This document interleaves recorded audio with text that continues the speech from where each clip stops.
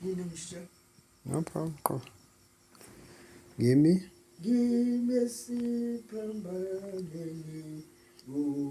Mangalisa wenu qobu sekufeni phangi wamsilisa Nkosi yam wawubanxusela baba abahluphi bam wobathethelela ngimi esiphambanweni ngiyacela kuwe ngibe nawe ekufeni ngokukholwa uwe mfeli wam mhlengi wam thatha uqobo lwami ube ukuphila kwami ube inkosi yami Jesu nakhona lapho sewufeni usihlenga thina kawunazo nowena wangifela mina ngimisiphambanweni ngibhuka manxeba zinyaweni ezandleni zono zakudweba meli wam wena unamandla ukusulizono zam ngazo lezo zandla imisiphambanweni ungimangalisa wena uqobo sekufeni mphangi wamsindisa Nkosi yam wawubanxusela baba abahluphi bam wobathethelela ngimesiphambanweni ngiyacela kuwe ngibe nawe ekufeni ngokukholwa uwe mfeli wam mhlengi wam thatha uqobo lwami ube ukuphila kwami ube inkosi yami mhlambe ngingaphuma nje ngiphuthuma mhlambe before i-toilet ngoba isisama sikhona.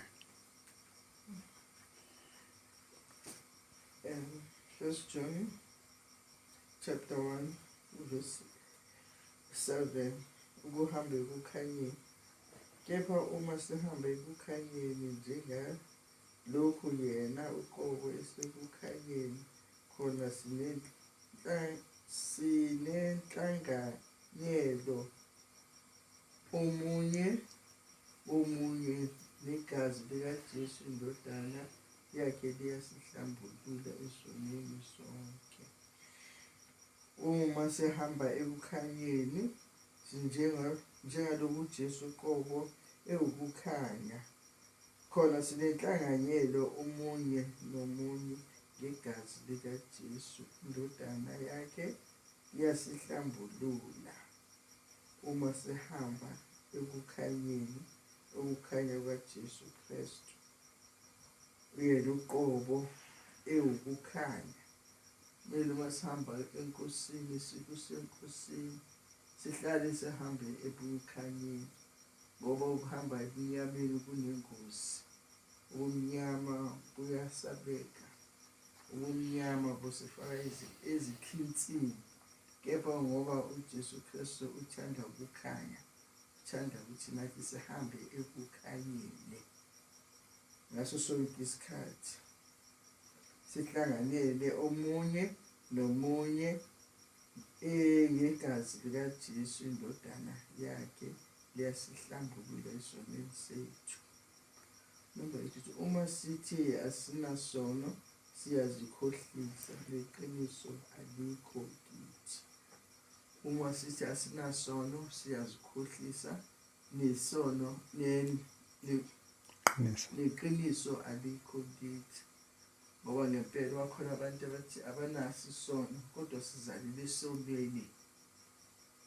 Ngaso sonke isikhathi isono siyathandela kithi, noma ungazimiselanga uthole songaphakathi kwesono sowenze isono, kodwa ngoba uJesu Kristu nguye osihlambululayo, nguye osiqinisayo ezintweni zonke. Ngakho sithembele kuye ngaso sonke isikhathi. Uma sizivuma izono zethu, uthembekile ulungile ukuba sithethelele izono, asihlambulule kukho konke ukungalungi. Uma sithi asonanga simenza umqambimanga, nezwi lakhe alikho kithi. Uma sizivuma izono komunye nomunye kodwa siyahluleka, uma sizivuma masamukela uJesu umzwana sisindiswa besithandazela besibeka izandla, sivume izono zethu ukuthi siyazishiya sesikhethe uJesu, kodwa sesihamba noJesu endleleni kuyavuka izono sizithalalise. Kepha lithi izwe omunye uvumiswa nokomunye, ngoba uJesu uthembekile ulungile ukuba sithethelele izono, asihlambulule kuko konke okungalungi. Uma sithi asonanga simenza umqambimanga, nezwi lakhe alikho kithi. Uma sithi asonanga simenza umqambimanga, nezwi lakhe alikho kithi. Yena akaqambimanga. Thina sizalelwe esonweni, ngaso sonke isikhathi isono siseceleni kwethu, noma sithi sishaya injiva, kepha isono sihlala sila eceleni kwethu, okudinga ukuthi sizihlambulule enkosini njalo njalo ukuze sizohamba ekukhanyeni.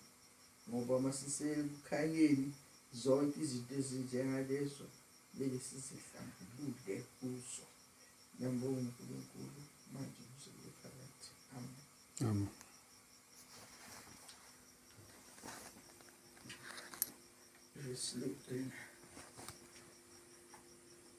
Nginesiphambano Ngiyacela kuwe ngibe nawe efrini ngokukholwa uwe. Feri wami, mhlengi wami, thatha uqobo lwami, ube ukuphila kwami, ube inkosi yami.